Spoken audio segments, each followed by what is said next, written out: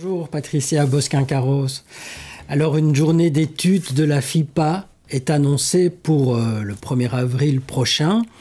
Vous êtes psychanalyste et vous étiez présidente de l'école de la cause freudienne au moment de la création de cette FIPA.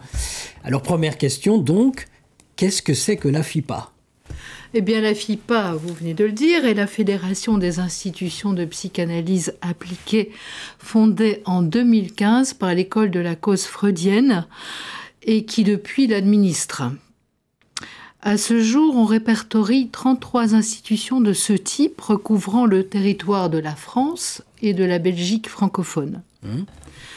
Il s'agit d'une implantation diversifiée, non standardisée, d'associations et relevant pour la plupart d'entre elles d'initiatives personnelles. Elle s'inspire du premier CPCT, fondé également par l'école de la cause freudienne, il y a 2 décennies, au moment où a déferlé sur le monde psy la vague, vous vous en souvenez, évaluatrice et scientiste. CPCT, vous disiez, c'est-à-dire ? CPCT, je n'ai pas dit, oui, c'est l'acronyme de le Centre psychanalytique de consultation et de traitement. D'accord. Alors aujourd'hui, cette forme de maillage social constitue l'interface de la psychanalyse avec la société civile et la classe politique.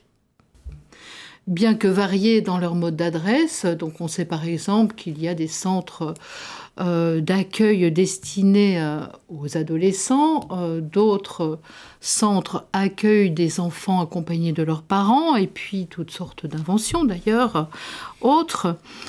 En tout état de cause, ces institutions ont en commun le principe de la gratuité et la durée limitée du traitement. Alors, elles s'appuient essentiellement sur le bénévolat des praticiens, allant des plus jeunes aux plus aguerris. Tous, ou la plupart d'entre eux, ont fait l'expérience d'une psychanalyse personnelle ou s'y trouvent encore engagés et se distinguent par ce trait de tout autre intervenant social. Formés au concept psychanalytique, rompus à la pratique du contrôle et de la supervision, ces praticiens bénéficient régulièrement de réunions cliniques, tandis que chaque année, une journée casuistique alternativement interne ou publique rassemble les 33 institutions où ils exercent. Pouvez-vous un peu nous expliquer ce que c'est que la psychanalyse appliquée ? Alors, la psychanalyse appliquée. La psychanalyse appliquée, tout d'abord, concerne la thérapeutique. Et elle se distingue pourtant et fondamentalement de la psychothérapie. Alors, pour le dire brièvement, elle ne vise pas directement la guérison.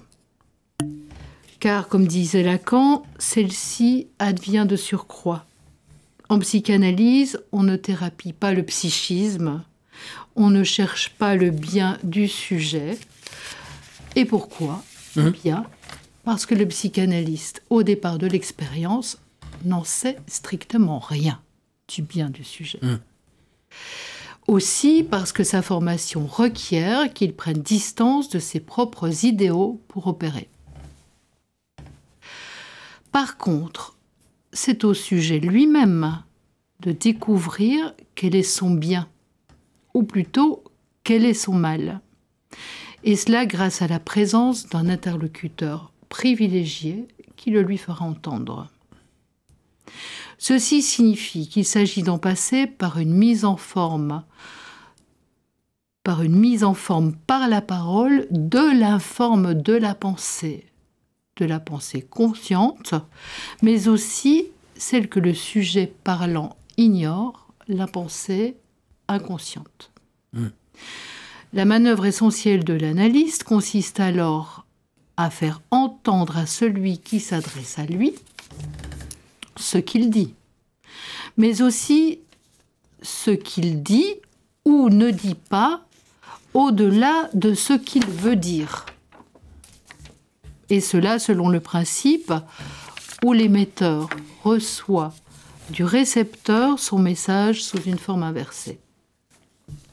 Dans ce cas, ces lieux de psychanalyse appliqués à la thérapeutique se distinguent des lieux d'écoute traditionnels par la mutation qui s'opère, selon la formulation de Jacques-Alain Miller, du bavardage en question et ensuite en réponse. Alors revenons un peu à la journée de la FIPA. Vous disiez qu'il y a une alternance entre une journée interne et cette fois-ci, donc, il s'agira d'une journée publique. Oui, tous les 2 ans, une journée d'études publiques réunit toutes ces institutions, donc 33, je le rappelle, dans une des villes où est implanté un CPCT, donc acronyme de Centre psychanalytique de consultation et de traitement. Cette année, comme habituellement instigée par le bureau de la FIPA, elle aura lieu à Marseille le 1er avril prochain, sous la direction, cette fois, d'Hervé Castanet. Son titre: Comment améliorer la position du sujet. Sous-titre: Effet thérapeutique, effet analytique. Améliorer la position du sujet, donc. C'est intitulé « Comment améliorer la position du sujet ». En effet, a la particularité de ne pas prendre la forme interrogative. On n'entend pas là quand je le dis, mais quand c'est écrit, ça se lit. Et en effet, cette formulation résonne avec celle plus assertive de Lacan dans son séminaire 10, l'angoisse. Le psychanalyste, dit Lacan, a le devoir d'améliorer la position du sujet. Comme il est suggéré dans l'argument de cette journée, d'ailleurs que vous pouvez trouver sur le blog de la FIPA, elle coupe court aux reproches pouvant être adressés à la psychanalyse de n'avoir cure de la guérison du symptôme. Soulignons qu'il s'agit d'améliorer la position du sujet. L'amélioration de la position du sujet ne résulte-t-elle pas d'abord de son implication dans ce dont il se plaint ? Vous êtes d'accord ? On connaît tous, et on songe ici à la première intervention de Freud auprès de la jeune Dora. Je ne vais pas la rappeler. Se sentir responsable de son malheur et être mis en demeure d'en répondre apaise le plus souvent la souffrance du symptôme. C'est comme si le sujet pouvait enfin reprendre les rênes de son existence. L'expérience analytique se fonde sur ce principe d'implication subjective dans le trajet qui va de la demande adressée à un autre jusqu'à l'invention d'une solution symptomatique sur mesure. Aussi, améliorer la position du sujet peut encore évoquer une amélioration de sa situation sociale, particulièrement dans les cas de déprise sociale ou subjective, l'une n'allant pas sans l'autre. En tout état de cause, améliorer se distingue des promesses de bonheur qui foisonnent sur le marché des psychothérapies du bien-être. La psychanalyse ne vise pas le bien-être du sujet, qui est un leurre, mais plutôt un mieux-être, comme le formulait récemment Éric Zuliani, président de l'école de la cause freudienne et de la Fédération de psychanalyse appliquée. Encore un tout petit mot très rapide, Patricia, sur le sous-titre. Effet thérapeutique, effet analytique. Alors oui, en effet, il y a à les distinguer, sans les opposer. On pourrait dire qu'un effet thérapeutique en psychanalyse ne va pas sans un gain de savoir qui précède l'effet thérapeutique.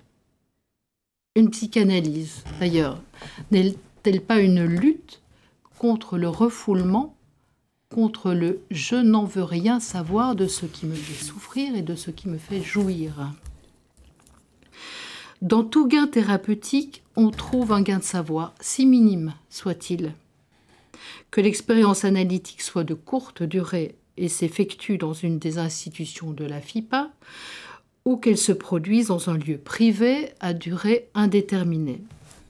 Dans le meilleur des cas, le savoir sur la cause du symptôme ou le savoir-y-faire avec le symptôme font partie du processus d'amélioration symptomatique du sujet. Alors pour terminer, nous allons rappeler que la journée aura lieu en présentiel à Marseille ou en visioconférence, mais il est important de préparer son séjour et de s'y inscrire. Merci beaucoup Patricia Bosquin-Carros. Donc en effet, cette journée aura lieu le 1er avril. On peut s'inscrire sur le site events.causefreudienne.org.